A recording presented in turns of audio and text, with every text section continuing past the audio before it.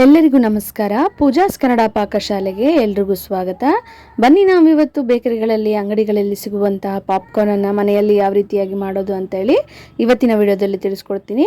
ಅದಕ್ಕಿಂತ ಮುಂಚೆ ಯಾರನ್ನ ನನ್ನ ಚಾನಲ್ನ ಸಬ್ಸ್ಕ್ರೈಬ್ ಮಾಡದೆ ನೋಡ್ತಿದ್ದೀರಾ ದಯವಿಟ್ಟು ಸಬ್ಸ್ಕ್ರೈಬ್ ಮಾಡ್ಕೊಂಡು ನೋಡಿ. ನೀವು ಪಾಪ್ಕಾರ್ನ್ ಮಾಡೋದಕ್ಕೆ ರೆಡಿಮೇಡ್ ಎಲ್ಲ ಪಾಕೆಟ್ಗಳಲ್ಲಿ ಸಿಗುತ್ತಲ್ಲ, ಅದನ್ನು ತಂದು ಯೂಸ್ ಮಾಡಬೇಡಿ.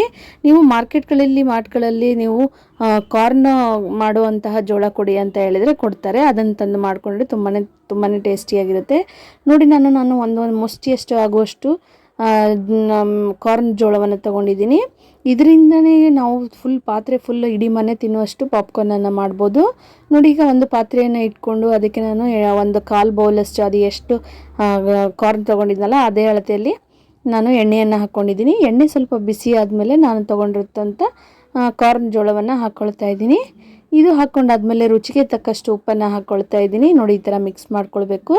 ನೀವು ಪಾಪ್ಕಾರ್ನ್ ಮಾಡುವಂತಹ ಜೋಳದ ಸೈಜು ಸಣ್ಣದಾಗಿರುತ್ತೆ, ತುಂಬಾ ಗುಂಡಗಿರುತ್ತೆ. ಅದರಿಂದನೇ ಬರೋದು. ಸ್ವೀಟ್ ಕಾರ್ನು ಅದು ಇದು ಮಾಡ್ತಾರಲ್ಲ, ಅದರಿಂದ ಬರೋದಿಲ್ಲ. ನೀವು ಅದರಿಂದ ಟ್ರೈ ಮಾಡೋಕ್ಕೆ ಹೋಗಬೇಡಿ. ನೋಡಿ, ಈ ಥರ ಆದಮೇಲೆ ಇದೇ ಟೈಮಲ್ಲಿ ನಾನು ಅರಿಶಿಣವನ್ನು ಕೂಡ ಹಾಕ್ಕೊಳ್ತಾ ಇದ್ದೀನಿ.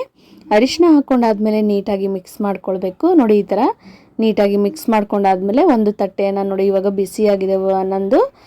ಈಗ ನಾನು ಒಂದು ಪ್ಲೇಟನ್ನು ಮುಚ್ತಾ ಇದ್ದೀನಿ. ನೀವು ಪ್ಲೇಟನ್ನು ಮುಚ್ಚಿದಾಗ ಚಟಪಟ ಅಂತ ಸಿಡಿತಾ ಇರುತ್ತೆ ಪಾಪ್ಕಾರ್ನು. ಯಾವಾಗ ಆ ಸೌಂಡ್ ಸ್ಟಾಪ್ ಆಗುತ್ತಲ್ಲ, ನೀವು ಆವಾಗ ಗ್ಯಾಸ್ ಆಫ್ ಮಾಡಿಬಿಟ್ಟು ನೀವು ಪ್ಲೇಟ್ನ ಮುಚ್ಚಳಕವನ್ನು ತೆಗೆದು ನೋಡಿದ್ರೆ ನಿಮಗೆ ಒಂದು ಹಿಡಿಯಷ್ಟು ಕಾರ್ನಿಂದ ನಿಮ್ಮ ಪಾತ್ರೆ ಫುಲ್ಲು ಕಾರ್ನು ರೆಡಿ ಆಗುತ್ತೆ. ಈ ರೆಸಿಪಿ ನಿಮಗೆ ಇಷ್ಟ ಆಗಿದೆ ಅಂತ ಭಾವಿಸ್ತೀನಿ. ಯಾವ ರೀತಿಯಾಗಿ ಬಂದಿದೆ ಅಂತ ಹೇಳಿ ನನಗೆ ಕಮೆಂಟ್ ಮೂಲಕ ತಿಳಿಸಿ. Thank you.